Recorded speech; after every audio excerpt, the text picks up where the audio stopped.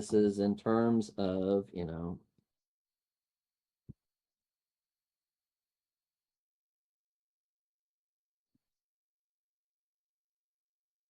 how to find focal lengths.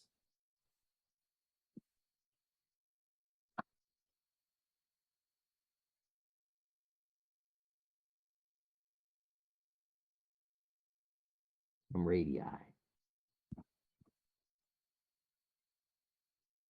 So in this instance, if we have a spherical mirror,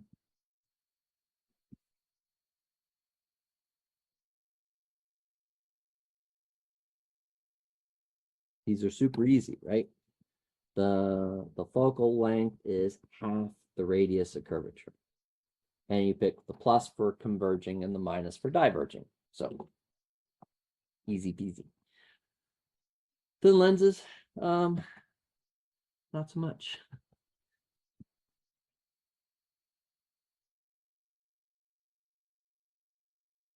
Okay, so our formula is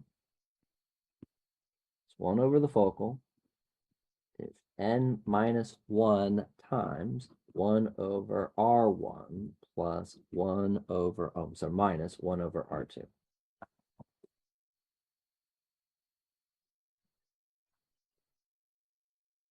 Okay. And so technically, this is the lens maker's equation.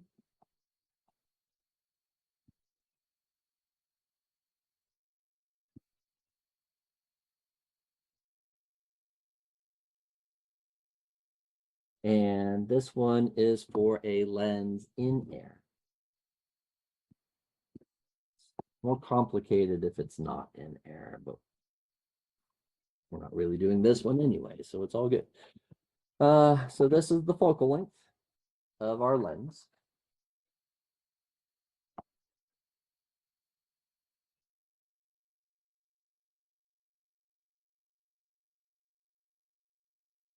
This is the index of refraction for the material you're making the lens out of.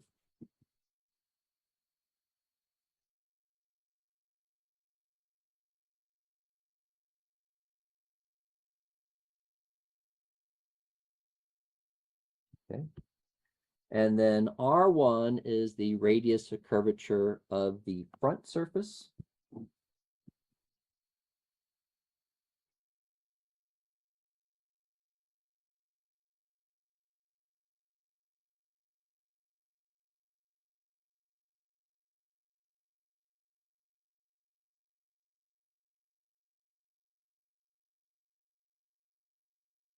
And R2 is radius of curvature of the back surface.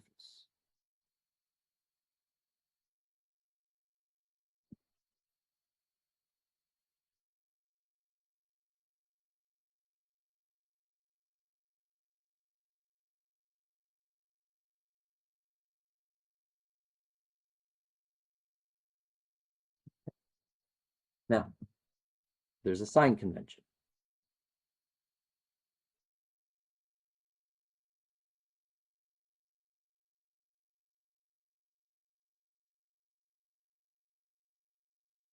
For these radii, the front and the back surface. Now what you get is that they're positive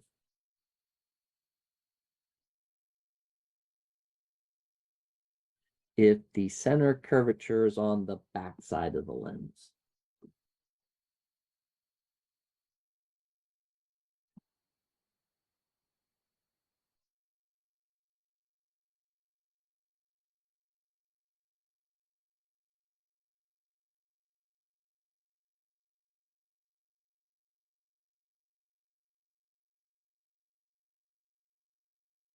And they're going to be negative if the center curvature is on the front side of the lens.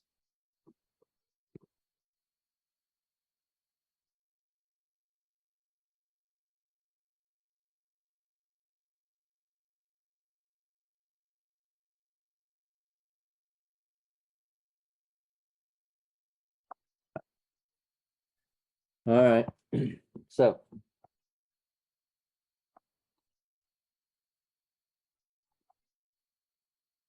let me remind you how to tell from the picture, you know, which way things go, okay? So let me take a look at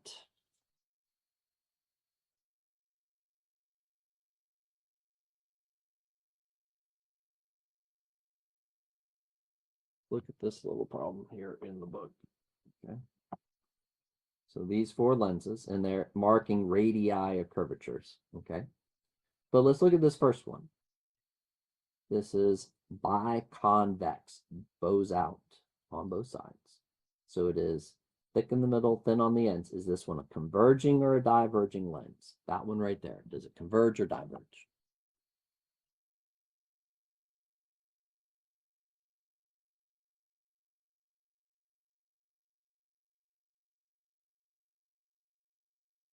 That's correct. This is the standard magnifying glass. That is a converging positive focal length lens. Are we good?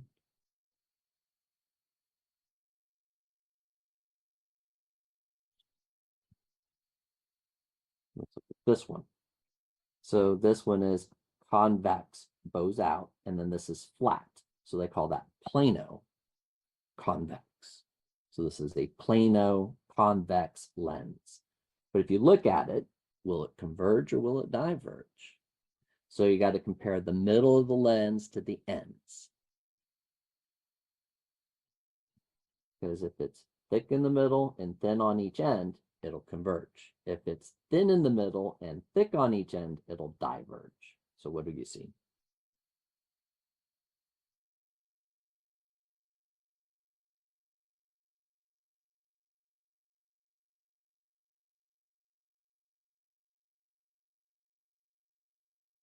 When I look at the middle, I think it's pretty thick. And when I look at these ends, I think they're pretty thin.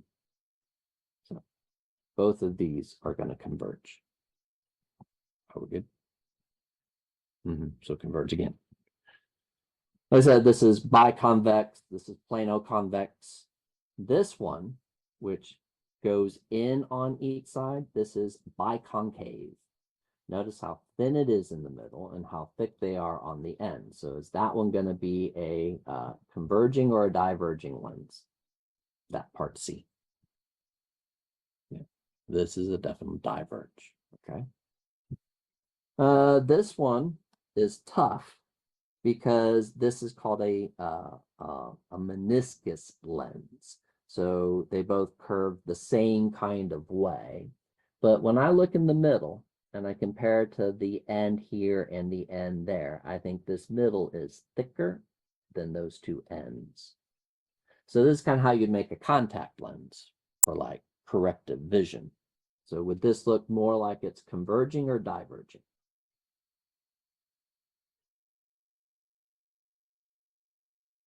Yeah, I think this one's going to converge because it looks to me like this distance in the middle is bigger than just that little bit at each of the ends. So I think converging, converging, converging, and this is the only diverging lens. Okay. All right, so now with those in mind, then if we look at the quintessential converging lens, okay,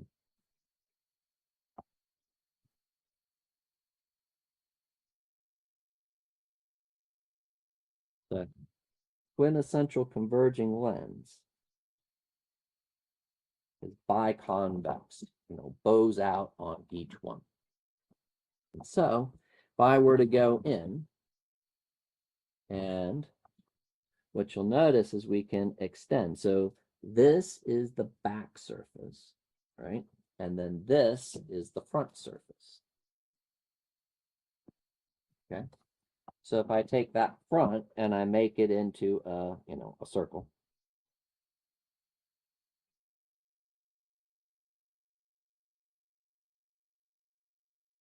then this is our center of curvature.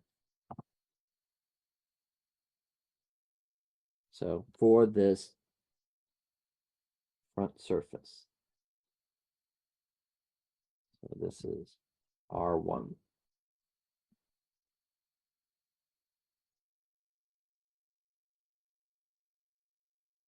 Now, since the center is on the back side, light's going to go left or right, so this is the back side. then the radius, this is taken to be positive. Okay. Now, this is the back surface. So if I make my, circle, sphere, right? Center curvature is here. So this is the center curvature for that back surface. This is radius 2. This is radius 2. So now notice that my center curvature is in front. And since it's front, then these radii, R2s, these are negative.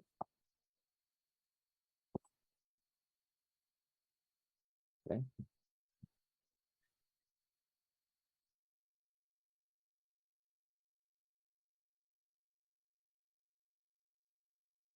Front surface.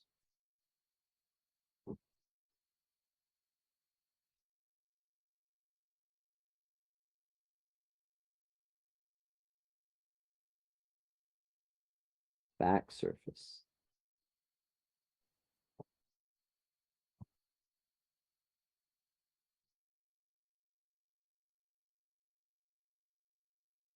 Center curvatures, in front, negative. Center curvature, back, positive. And that's what you need, right? Because if this is a converging lens, then we know that our focal has to be positive. Well, the index of whatever we make the lens out of, right? That's bigger than 1. So bigger than 1 minus 1 is positive. 1 over R1 is positive, minus 1 over R2, but R2 was negative. So minus the negative gives you a positive. This is definitely positive. That is the quintessential converging lens, is this biconvex lens. Fat in the middle, thin on the ends. Okay. Let's look at the quintessential diverging lens.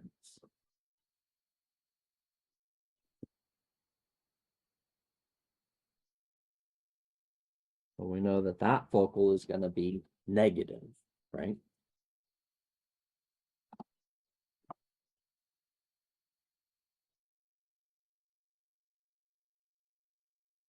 This is that, biconcave. So I can look at my front surface is here.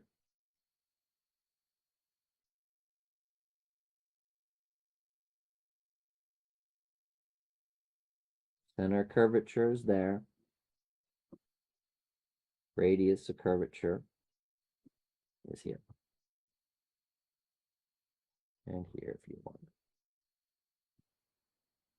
Now, since the center curvature is in front of the lens, then these are going to be negative radii. So this again is our front surface.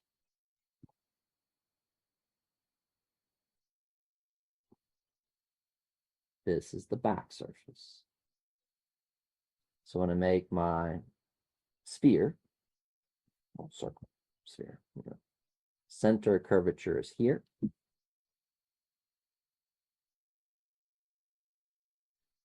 Let's rate this 2. Since the center of curvature is on the back side, these are positive.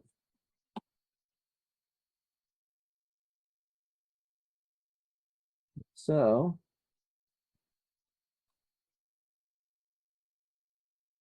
the index is bigger than 1, and minus 1 is positive.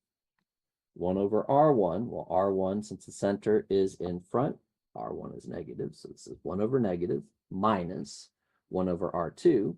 Center curvature for the back surface is, behind. So that's positive. So you get positive. 1 over a negative minus 1 over a positive. Guarantees this is a negative focal length.